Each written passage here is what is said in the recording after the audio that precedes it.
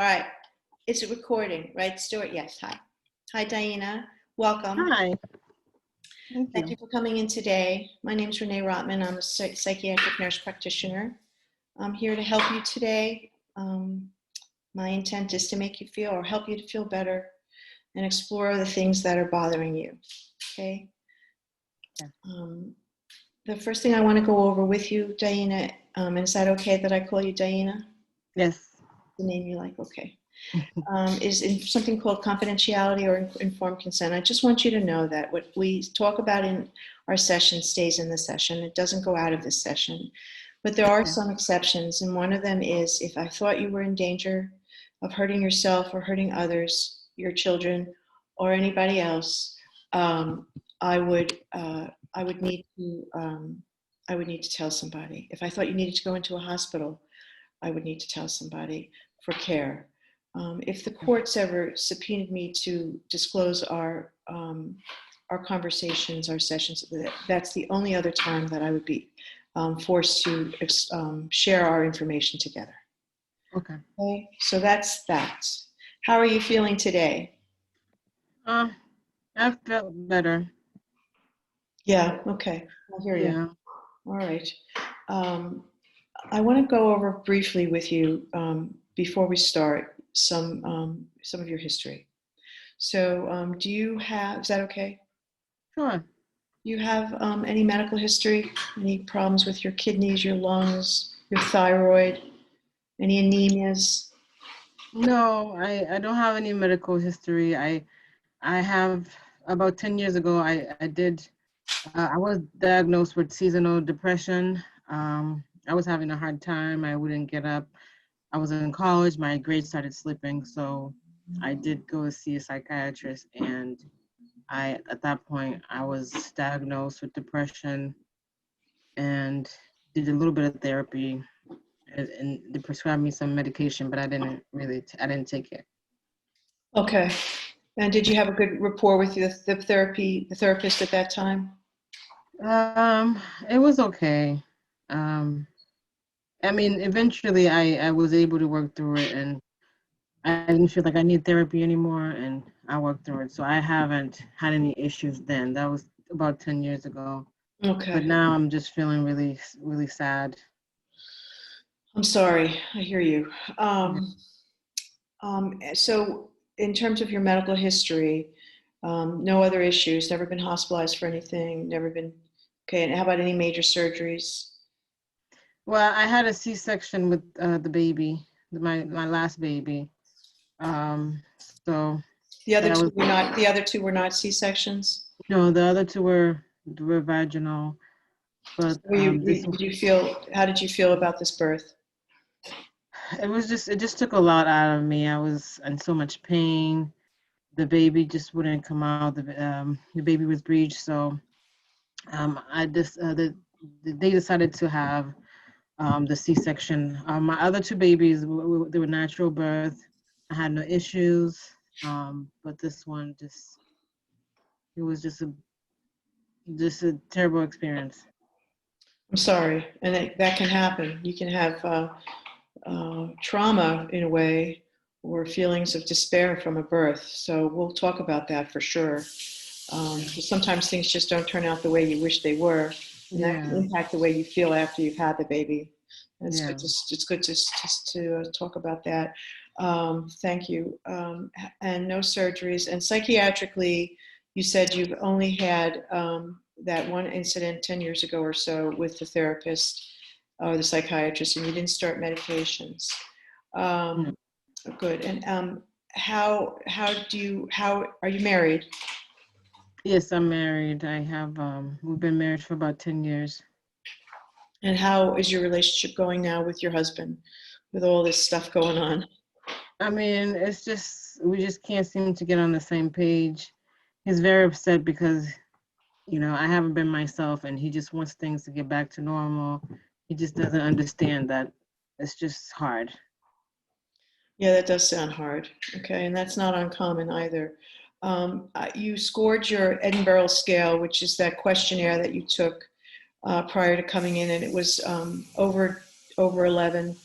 over 10 and 11, and that's an indication that you are struggling somewhat with this postpartum depression and anxiety that that potentially is causing you to feel this sad and getting in the way of your relationships.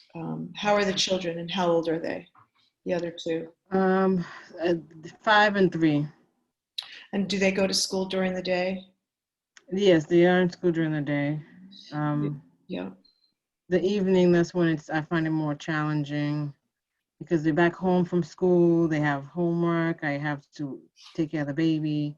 That's My a lot. husband doesn't get home till 8, 9 o'clock at night.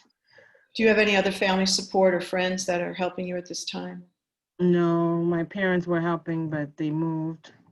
They retired and moved to Florida, so I'm just all alone right now.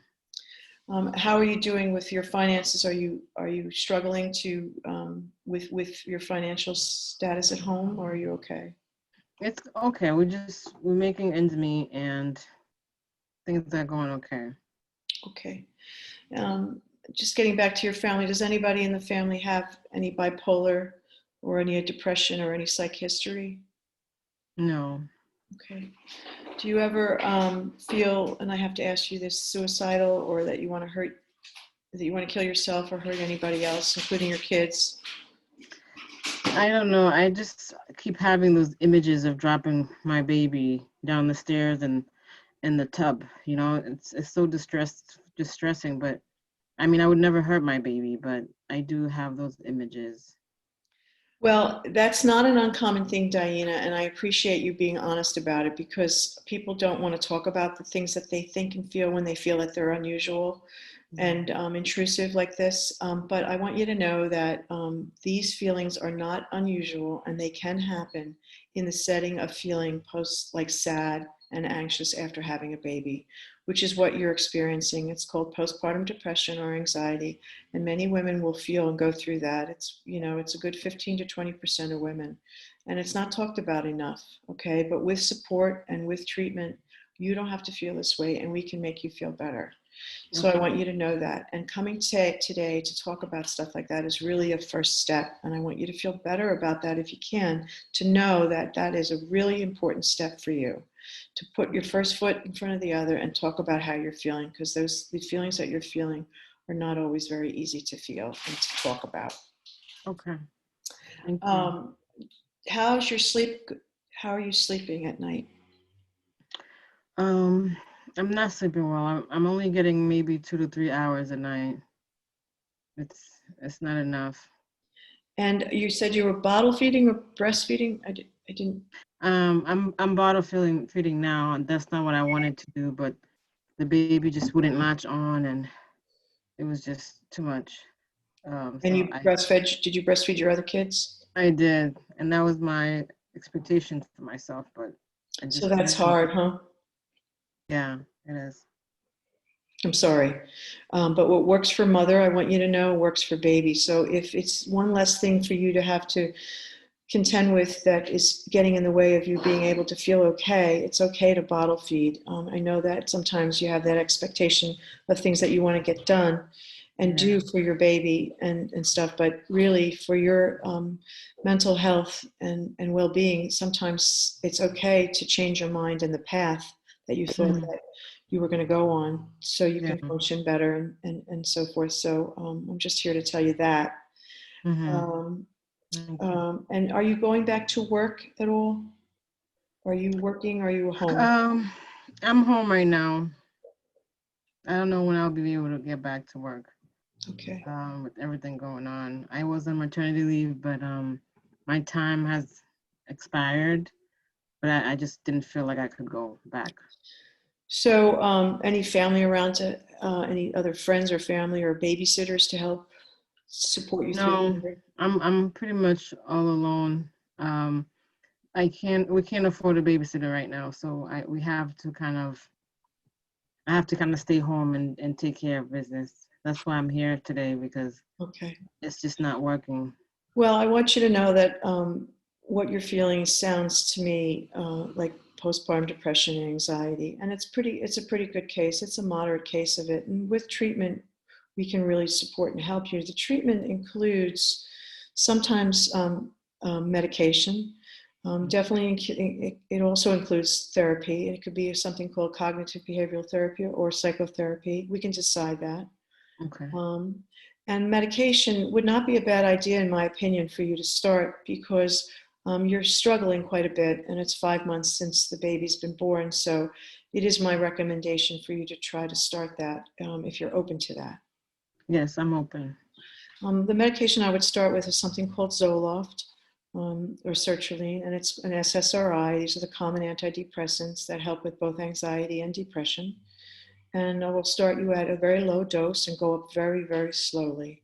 And the side effects, one of the major side effects that we tell everybody that starts these kinds of medicines called SSRIs is if you ever feel worse, like you want to hurt yourself, suicidal, or hurt anybody else, you stop taking the medicine and go to the nearest emergency room to be safe. Okay, but that's unlikely to occur, but it's important to understand that that is a very rare side effect that can occur. Mm-hmm. And we'll start that as well. So we'll start this Zoloft at 25 milligrams. We'll keep in touch every week. If you need to get a hold of me, you can always contact me at my office and I will leave a message and I will get back to you. Are you allergic to any medication? Penicillin. Okay. And do you take any other medications other than the vitamins? No. Okay.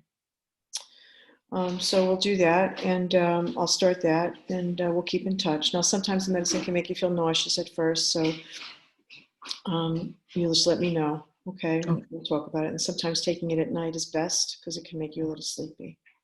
Okay. And I look forward to our sessions in the future. We'll meet every week, be 55 minutes or so.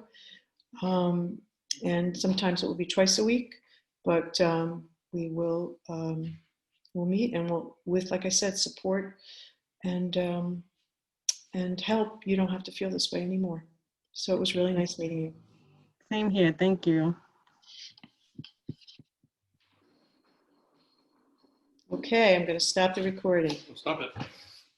Go ahead, baby. I don't know where it is. That came in. Just get rid of that. Just get rid of that. Just get rid of that. Please get rid of that.